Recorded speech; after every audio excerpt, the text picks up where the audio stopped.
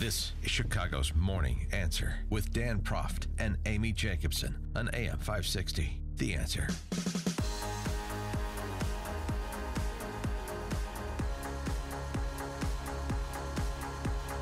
Good morning, Dan and Amy. The spirit of Prefontaine lives in Chicago, though. White guy wins the marathon. Yeah, first time since 2002 that an American has won the marathon, and his name is Galen Rupp. It's real fun to see Americans doing well again and being competitive in these races, and hopefully we can inspire a future generation to pick up distance running, and you know, they'll have that belief growing up that they can be there. And he was a runner. He's from Eugene. Yeah. Obviously, he's a runner. Yeah. It's the first time he's ever run. He was taking a jog, and he thought, I'll just keep going. It was because he was running. Yeah. Run, Forrest, run! Yeah, amazing. Well, and then he just stopped running because stuff happens.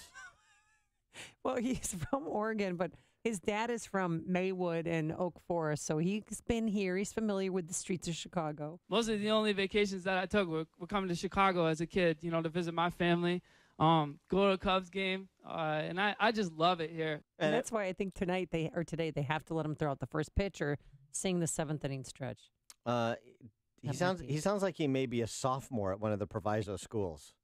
Is he East or West? I mean, how old is this guy? He's 31 years old. I'm 31. Anyway, it's great. Yeah, congratulations to him. My marathon is ongoing. I took a break to do the show. Well, you started training. I'm going to be back training. at it at about 10 o'clock when I get back downtown today. But you started training on Friday. Well, you did your long run Thursday night, and then Friday, that's why you were off, because you were working out the hamstrings. So I'm gonna spread it out over the course of the next several days to finish my marathon. What mile marker are you at? I'm at like 6.5. Couldn't even make it to boys' town. Everybody at your own pace. Yeah. That's the thing. Okay. And it's an accomplishment. You know, I can't wait to have that satisfaction, cross it off my bucket list. Just like Oprah. All right, switching to Cook County politics since we're talking about Chicago. But now we have to talk about the politics of it. Tomorrow, a vote is scheduled, I believe, to dethrone Queen Sugar, as it were. Queen Sugar, again, I borrowed that from Mays Jackson, Charles Thomas over at VON, but I gave them Tiny Dancer. So that's a free and fair exchange. That's her moniker. Yeah, Queen Sugar. Tony Preckwinkle, her little plan's kind of dissolving. Yeah, the question is, will there be the votes, number one, to repeal it and have a veto-proof majority in the repeal so that Queen Sugar can override her court? For more on this topic, we're pleased to be joined by Richard Boykin, who is a Cook County Commissioner for the 1st District. He's out west side, out to Oak Park, where he lives, and also had an extended conversation with Commissioner Boykin for our Against the Current series, which is posted today, and I'll tweet out on Facebook and all that. Upstream-ideas.com for an extended conversation about Cook County government, Cook County policies, not just the sugary drink tax, with Richard Boykin that you'll want to check out. Commissioner Boykin, thanks so much for joining us. Appreciate it. Dan, thank you very much for having me. So handicap the repeal for us. That's what everybody wants to know since it sparked such a revolt among Cook County residents. I think we could have as many as 14 votes in favor of repeal. Right now we have 12, but I think that number could grow to 14. And quite frankly, we're going to have the votes necessary to have a veto-proof repeal, and I'm excited about it. This is a great day for the people of Cook County because, quite frankly, the members of the board understand that the people of Cook County do not want this unfair beverage tax foisted upon them. And so, quite frankly, tomorrow at 10 o'clock in the Finance Committee, we will vote to repeal this unfair beverage tax, and then the full board will vote to do it on Wednesday. So, but this sugary drink tax really hit a nerve in a way that I haven't seen a tax be responding that way. But John Daly, he took back his vote because wasn't he for the sugary drink tax, and then he realized that he could lose his seat over this, so now he wants to repeal it.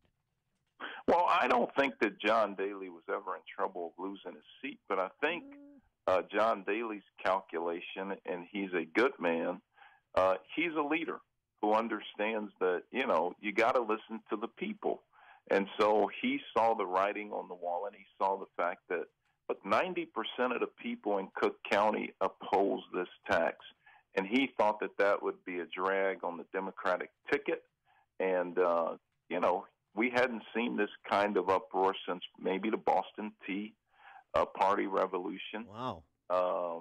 And quite frankly, I think he read the writing on the wall and said, look, I'm going to switch my vote. And what I like most about it, because it's what I've been saying for about 6 or 7 months now, and that is we can find $200 million to cut in a $5 billion budget without having devastating cuts on health care and public safety. Now, President Preckwinkle will try to scare people into thinking somehow we're going to close clinics, people aren't going to have trauma care, it's going to be mayhem in the streets of Chicago and throughout Cook County because we're going to devastate public safety. Those kind of scare tactics, quite frankly, are dishonest, disingenuous, and are irresponsible.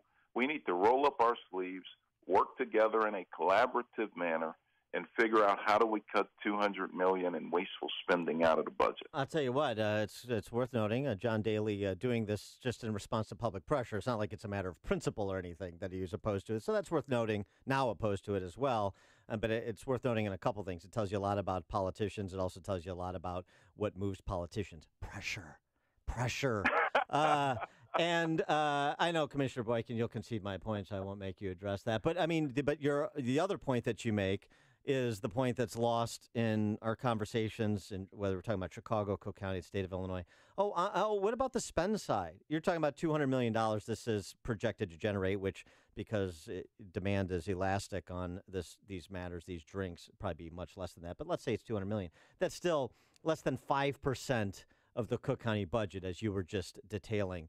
And so it just smacks of disingenuousness to suggest that you can't find less than 5% of the Cook County budget to refashion, re-engineer, rethink, and reduce, yet you have to impose another regressive tax on Cook County families, and that's the point that you're making.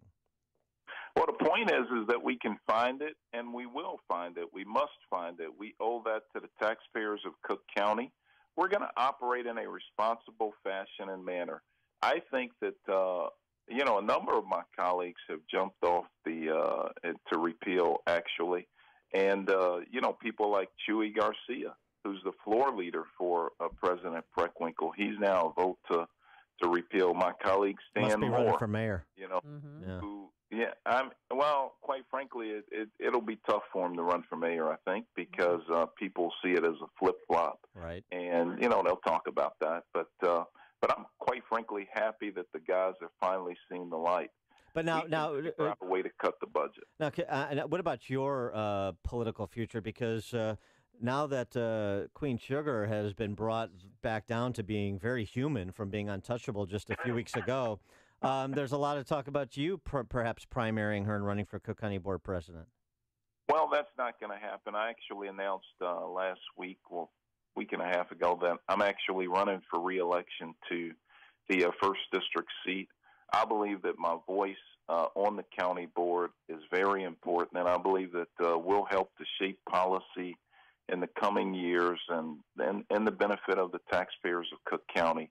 Look, I voted against the sales tax, which made us the highest sales tax in the nation, against this sweetened beverage tax, which I thought out the box was unfair and totally unnecessary.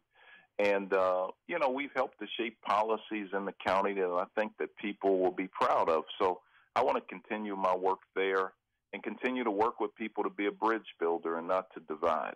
Just to make sure that you still set aside some money in the budget for Sheriff Dart to do those puppy rescues, because he gets a lot of good photo op PR from that. And I don't want him to lose those opportunities for PR. I love Sheriff Dart. I think he's doing a terrific job. Of course.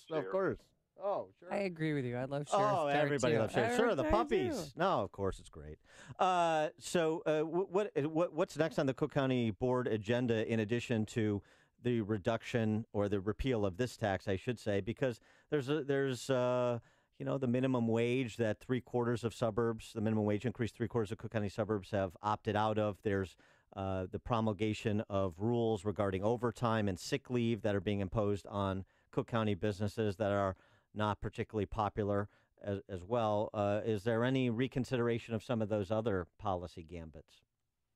Look, quite frankly, on the minimum wage and paid sick leave, villages and municipalities had a provision in the bill to actually opt out. And as you accurately stated, 3/4 of the municipalities have actually opted out.